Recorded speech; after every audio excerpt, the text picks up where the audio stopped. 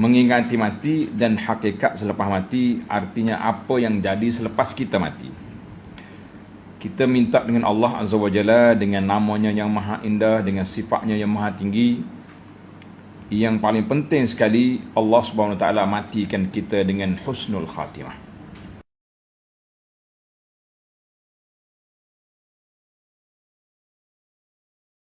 Apa makna husnul khatimah? Mati kita dengan tauhid, dengan kalimah tauhid, mengakhiri hidup kita dengan kalimah la ilaha illallah Muhammadur Rasulullah. Kita masuk pada perbincangan faslun fi ahwalil mayyiti min nafkhatis sur ila hinil istiqrar fil jannati awin nar. Keadaan si mati dari tiupan sangkakala, makna bermula kiamat, hingga mendiami syurga, insya-Allah, nas'alullah an yaj'alana min ahliha, ataupun menjadi ahli neraka, na'uzubillah. Allahumma ajirna minan nar. Kita minta perlindungan Allah daripada neraka. Jadi dalam siri yang lepas kita dah bincang tentang kesakitan mati dan di alam kubur.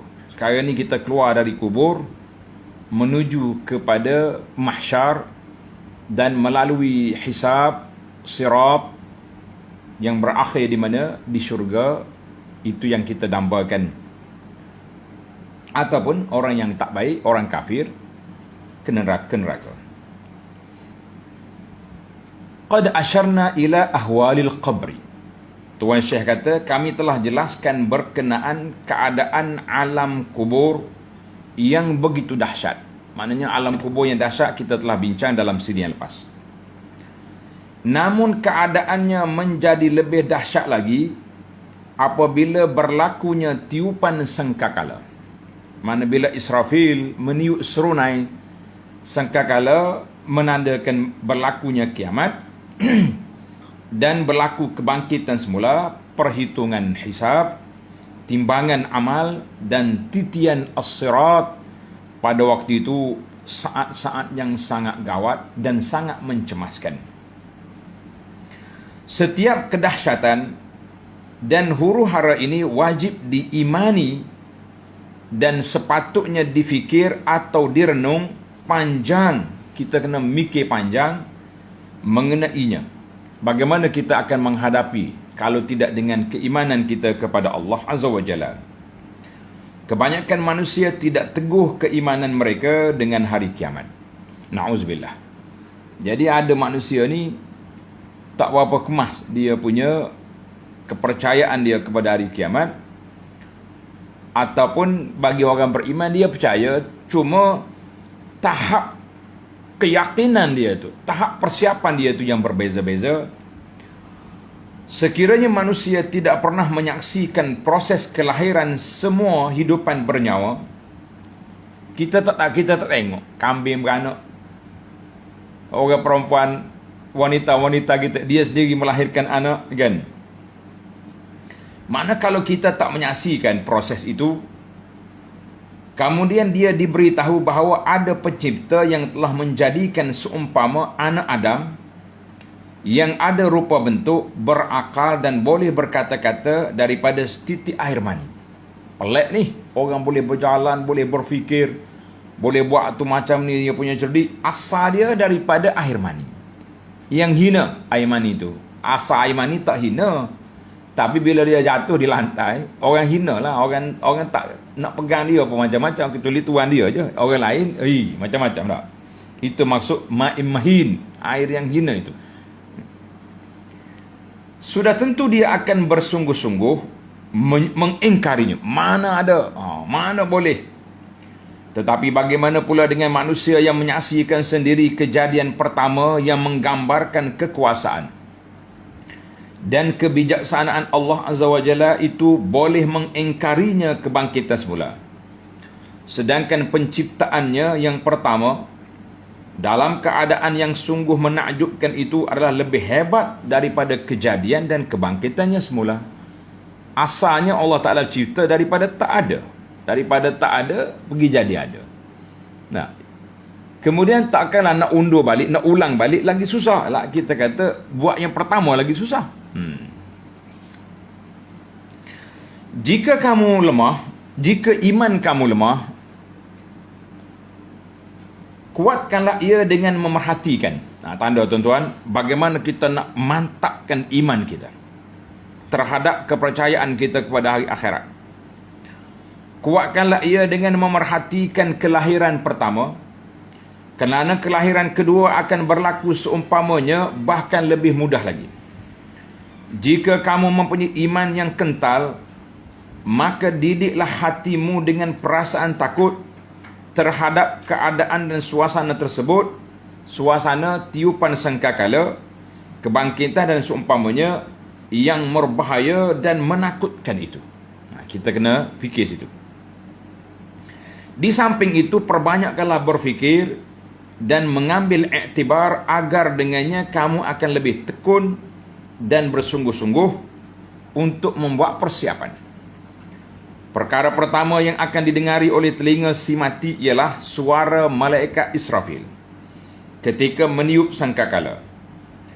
Justru gambarkanlah dirimu ketika kamu bangkit dari kuburmu dalam keadaan terpinga-pinga, gerun dan hina diri, tak kala menuju ke tempat yang dijanjikan yang disebut dengan nama mahsyar.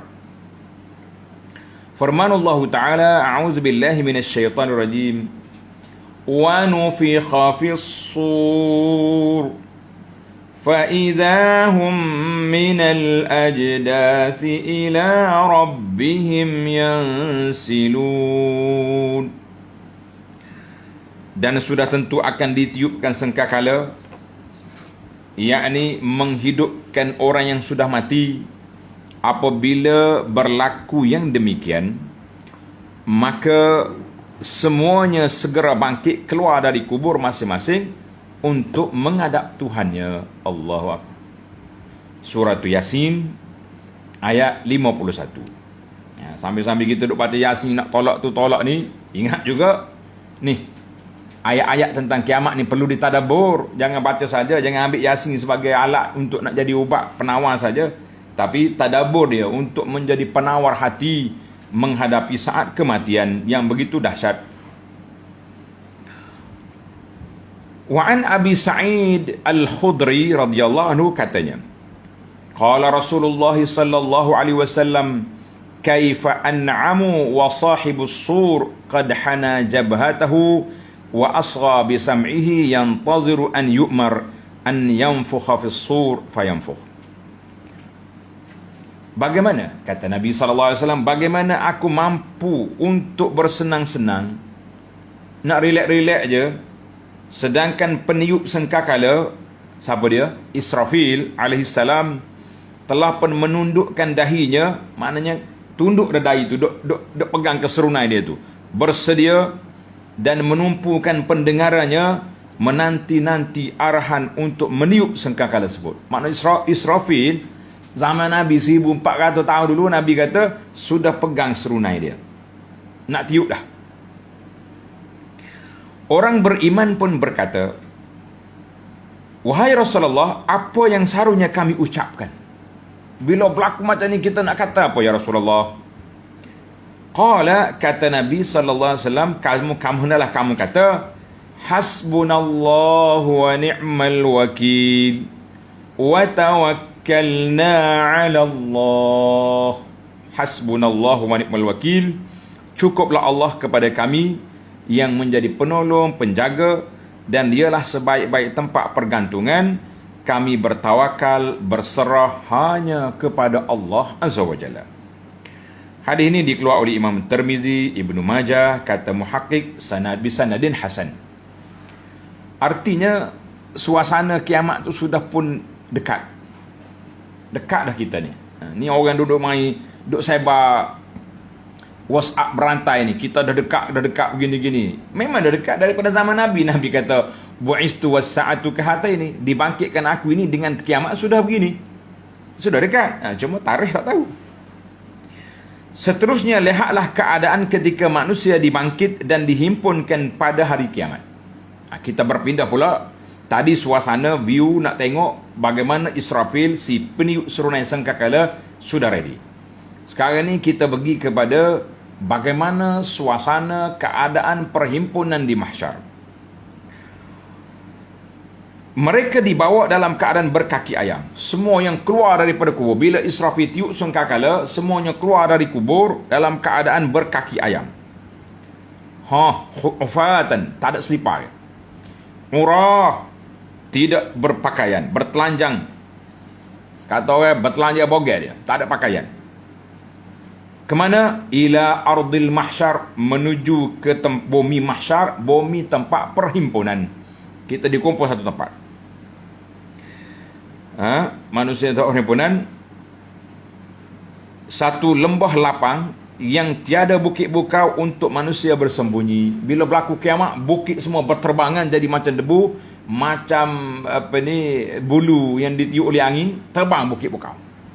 Langit pecah, akhir kali bumi jadi sama, tidak ada tanda-tanda pernah didiami oleh orang.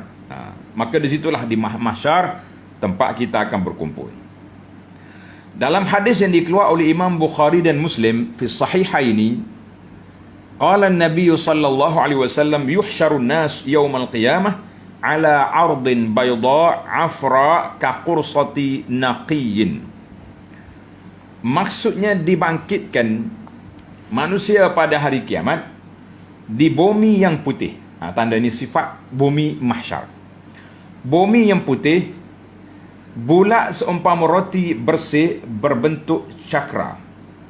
Dia kata qursin naqi. Maknanya betul sama dia tu. Macam roti, bukan roti bata tu. Kalau tahu roti bata roti ada kepala kan, macam kita beli kat kedai tu. Roti Arab ni sama tu. Itu roti sandwich. Sama. Hadis ini muttafaqun alaih.